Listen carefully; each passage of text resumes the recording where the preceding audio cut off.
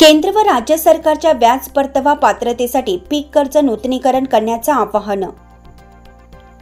महाराष्ट्र ग्रामीण बँक व जिल्हा मध्यवर्ती सहकारी बँक या दोन्ही बँकेच्या पीक कर्ज शेतकऱ्यांनी आपल्या कर्जाचे केंद्र सरकार व राज्य सरकारच्या व्याज परतावा मिळण्यासाठी पात्र होण्याची आवश्यकता आहे।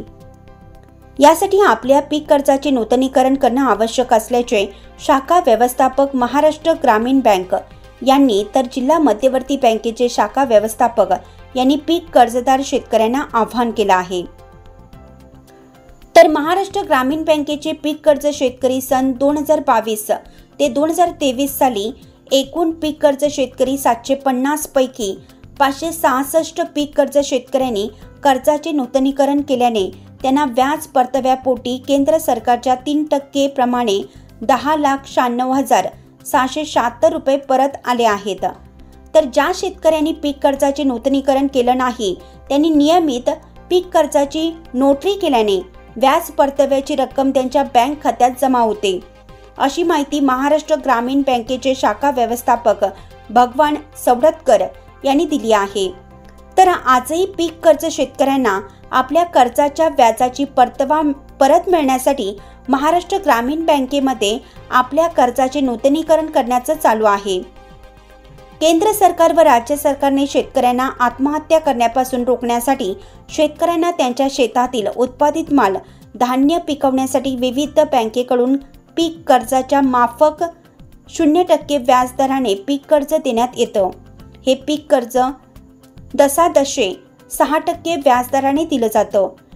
मात्र पीक कर्ज शेतकऱ्यांनी आपले कर्जाची व्याजाची रक्कम दर चालू आर्थिक वर्षात कर्जावरील व्याजाची रक्कम भरून आपले खाते चालू बाकी करून घेण्यासाठी नूतनीकरण करणं म्हणजेच कर्जावरील व्याजाची रक्कम भरून चालू बाकी खातेदार होणं आवश्यक असतं। त्यानुसार बँकेने व्याज भरलेली यादी केंद्र सरकार व राज्य सरकार यांना पाठवून त्याची तपासणी झाल्यानंतर केंद्र सरकारने 3% तर राज्य सरकारने 3% अशा स्वरूपात शेतकऱ्यांचे व्याज परतावा त्यांच्या संबंधित बँक खात्यात जमा करण्यात येतो। यासाठी शेतकऱ्यांनी दरवर्षी चालू आर्थिक महिन्यात आपल्या व्याजाची रक्कम भरून बँक कर्जाची नावे चालू बाकी खातेदार होणं गरजेचं असतं, अशी माहिती महाराष्ट्र ग्रामीण बँक शाखा वलांडी चे शाखा व्यवस्थापक यांनी दिली। तर आजही ग्रामीण बँकेने आपल्या पीक कर्जाचे नूतनीकरण करून घेण्याची व्यवस्था चालू असल्याचे आवाहन केलं आहे।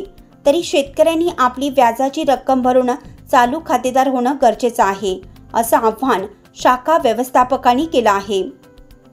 न्यूजमध्ये आपलं स्वागत आहे। सर्वप्रथम आपले परिचय सांगा सर। मी भगवान सवणकर, शाखा व्यवस्थापक महाराष्ट्र ग्रामीण बँक शाखा वलांडी। सर, आपल्या बँकेत पीक कर्ज शेतकरी आहेत, त्या पीक कर्ज शेतकऱ्यांची आकडेवारी सांगता का? 2022-23 नुसार आपल्या शाखेमध्ये 750 पीक कर्ज खातेदार आहेत। 750 पैकी व्याज परताव्यासाठी किती पात्र झाले? 750 पैकी 567 नियमित भरणारे कर्जदार हे पात्र झालेले होते। त्या पात्र पीक कर्ज शेतकऱ्यांना व्याज परतावा किती आला? 2022-23 नुसार राज्य सरकारचा 3% व्याज परतावा 27 मार्च 2025 रोजी त्यांच्या पीक कर्ज खात्यामध्ये जमा झालेला आहे। त्याची आकडेवारी काही माहिती आहे का? अंदाजे रक्कम 10 लाख प्लस आहे।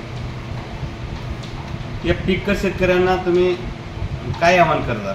मी वलांडी शिवारातील आणि महाराष्ट्र ग्रामीण बँकेच्या सर्व सन्मानित पीक कर्जधारकांना विनंती करतो की आपले पीक कर्ज 30 जूनच्या पूर्वी रिन्युअल करून केंद्र सरकार व राज्य सरकारचे व्याज परताव्याचा फायदा घ्यावा।